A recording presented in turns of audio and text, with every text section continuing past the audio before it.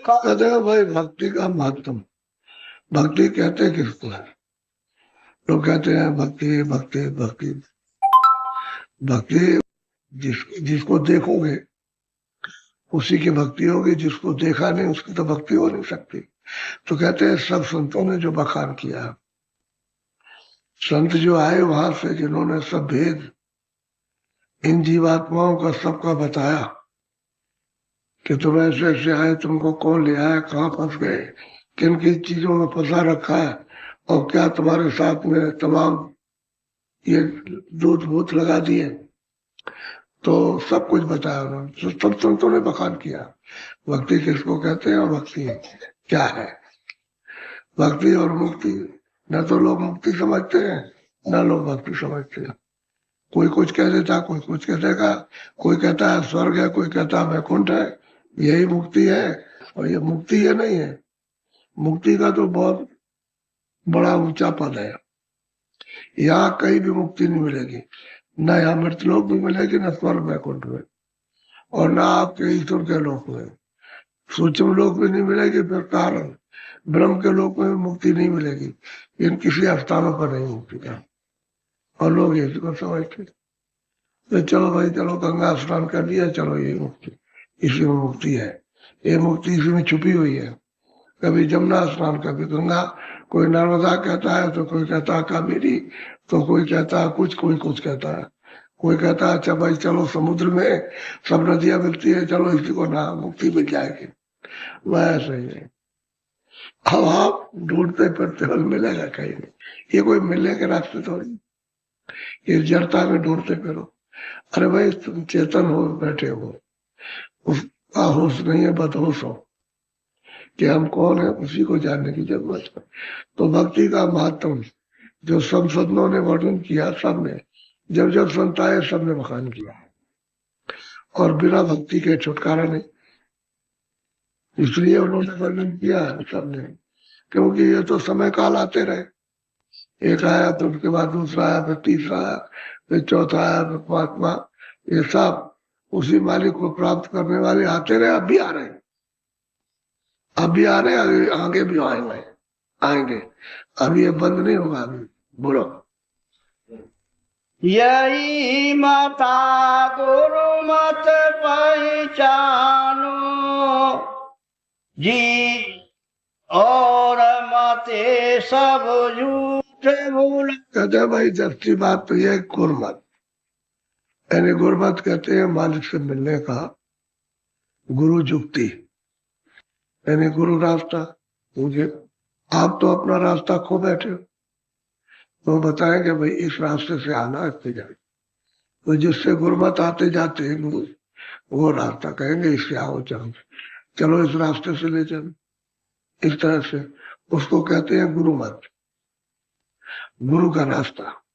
क्योंकि उस रास्ते से उसी जाते, अब तो मतलब आ गए, अब तो जाना नहीं। आप उधर कभी अगर निकल जाते तो फिर आपका जन्म मरण नहीं होता, तो आप यहीं पड़े हुए हो गुरमत रास्ते से। बाकी कहते हैं कि सब झूठ का पसारा, उसमें गुरमत नहीं है। जिस रास्ते से सुरते आ रही और दोनों आंखों के पीछे बैठ, वो रास्ता मिलना चाहिए, उसी को कहते हैं गुरमत रास्ता। उस संतों का सब संतों ने वर्णन किया, इसी रास्ते से जीव वापस जाएगा घर में। और बाकी ये तुमने जड़ रास्ते से शरीर इंद्रियों के पकड़ लिए, तो ये कहते हैं झूठे, ये धोखा, ये सब धोखा दे जाए, कुछ नहीं मिलेगा। इससे मिलने जुलने वाला क्या, जब अभी नहीं मिला, मान लो कि तुमको कुछ, अभी गरीब हो, थोड़ा सा तुमको धन दे दिया या जमीन दे दी या आपको और कुछ दे दिया, तो उससे क्या आपको मिला, औरों को नहीं मिला। तुमसे बड़े बड़े धनी वानी बैठे, बड़े बड़े जमीन वाले बैठे हुए, उनको कुछ नहीं मिल सका, तुझे क्या मिलेगा। तो कहते हैं कि ये झूठ पसारा, वो तुम्हारे काम आने वाला नहीं है, ये तो सब छोड़ बैठो। तो आपके साथ तो कुछ आया भी नहीं, जब आए थे तो बिल्कुल खाली आए थे, किसी को ले, जिसमें बैठे वही तुम्हारा नहीं, और बाकी चीजें तुम्हारी कैसे बाहर की हो जाएंगी। इसलिए ये झूठ है, धोखा है आपके लिए, इससे अपने घर नहीं जा सकते हो। कहते गुरु मत पहचानो, गुरु मत, गुरु का रास्ता जो गोपनीय है, मालिक का रास्ता, उसको पहचानो। क्यों गुरु वहां आता जाता है, तो गुरु का कोई यहाँ तो स्थान है नहीं, वो तो ऊपर स्थान है, तो वहां से आते और जाते, और वही चाहते हैं कि तुमको रास्ता बता दे और तुम भी उस रास्ते से चलो, पहुंचो, सीधा काम है। तो रास्ता नीचे से बताएगा, ऐसे नहीं सीधे पहुंच जाओगे, सीधा नहीं हो तो सब रास्ते से जाएंगे।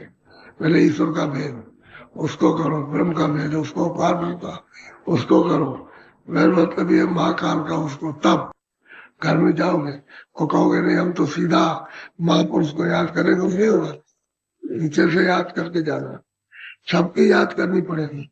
सबको छोड़ के आए तो सबको याद करोगे, सबको प्राप्त करते हुए जाओगे। तो कहते हैं भाई तो गुरमत को पहचानो, वो रास्ता है, उनसे पहचानो, गुरु से, जो बताने के लिए यहाँ आए, उनसे उनकी तलाश करो, खोज करो, कहीं ना कहीं मिल जाएगा। जब वो है तो जरूर मिलेंगे, निश्चय मिल जाए। बोलो। बिना भक्ति थोचे सब मानो, छिलका है मीठी। कहते हैं कि भाई ये जो तुम काम करते हो संसार का, इसमें मन फंसाए हुए हो और इसमें ढूंढे इनकी भक्ति करते हो, तो ये क्या, तो ये क्या मतलब, ये तो छिलका है। जो आप घर में कोई चीज बनाते हो, छिलका फेंक देते हो, तो वो तो मतलब किसी काम में हो तो खत्म हो गया, उससे तो लोग जो है नफरत करा सकते हो। तो वो काम करते हो जिससे जो खिला का काम, अच्छा काम नहीं। तो कहते हैं तुम भक्ति करो किसकी, कि भाई वो पूर्वत को पहचानो, उसकी भक्ति करो तो रास्ते पर आपको चला देगा। जब उसकी आज्ञा का पालन करोगे, यानी बैठोगे दरवाजे पर, आज्ञा का पालन, जो रास्ता बताएगा तो चल पड़ो, बस ये आज्ञा। अब इसमें जो जो बाधाएं आएंगी, वो कहेगा भाई इस काम को मत करो, इसको मत करो, ये मत करो, ये करो। जो उसमें सहयोगी होगा वो कराएगा, और जो उसका विरोधी होगा उसको कहेगा इसको मत करो, ये खराब बात है, इसमें उलझ जाओगे और इससे कुछ नहीं मिलेगा। हम लोग इसी को करते, इसी की भक्ति करते, किसी देवी देवता को दिखाने देकर उसी पर फूल चढ़ाएंगे।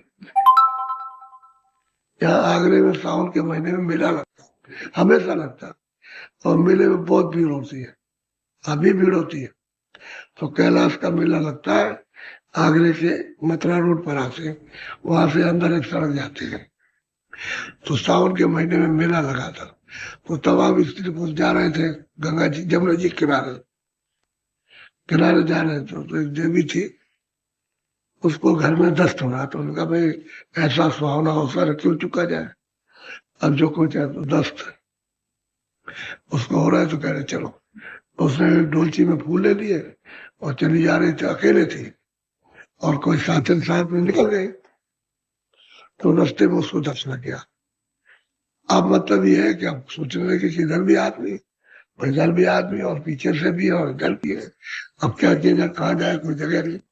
तो इस सड़क पर बैठ गए और टट्टी कर ली, उसमें पानी तो था नहीं, टट्टी कर लिया, उठ के खड़ी हो गई। तो कहा लोग कहेंगे रास्ते में कर दी टट्टी तो बुरा वाला कहेंगे, तो उसने फूल चढ़ा दिए। तो कह लगे, और हाथ जोड़ के खड़ी हो गई। अरे दूसरी आई तो कह लगे बहन ये क्या, कह लगे हंगामा देवी प्रकट हो गई, हंगामा देवी प्रकट हो।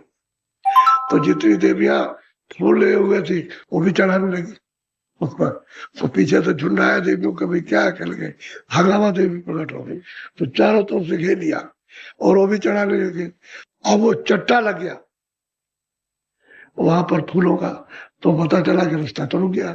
तो वहां से पुलिस दौड़ी, भाग करके आई पुलिस, इसलिए भाई क्या हो गया, क्या बात हो गई, अभी तो रास्ता साफ था, अब आ रहे थे, सब लोग जा रहे थे, अब ये सब हटा में क्या बात है, कहने क्या काम आज पे कर रहे। तब वो पुलिस वालों ने डंडे लेकर के सबको हटाया और उसको ऐसे किया, तो वहां कुछ नहीं था, वही बता रहे, कह रहे तुम लोग इतनी मूर्ख हो कि इसी को देवी मान लेंगे, यही अगावा देवी। तो बाद में ऐसा जकड़ गया कि कोई भी अगर कुछ कहते उसी को मानने लगेगा, यही है, उसी की भक्ति करेंगे भाई है, चलो उसी को फूल चढ़ा दे, तो देवी की भक्ति हो रही। तो जिसको देखा की भक्ति पूरे पहुंचे हुए थे, लेकिन चले गए तो उनकी अब भक्ति कैसे होगी, प्रताप में उनके वचन नहीं सुने, तो वचनों का तो पालन करना वही तो भक्ति है। अच्छा, राम को भी नहीं देखा। अच्छा, जिन्होंने भक्ति की उनका तो उनको तो बेचारों को कुछ नहीं मिला।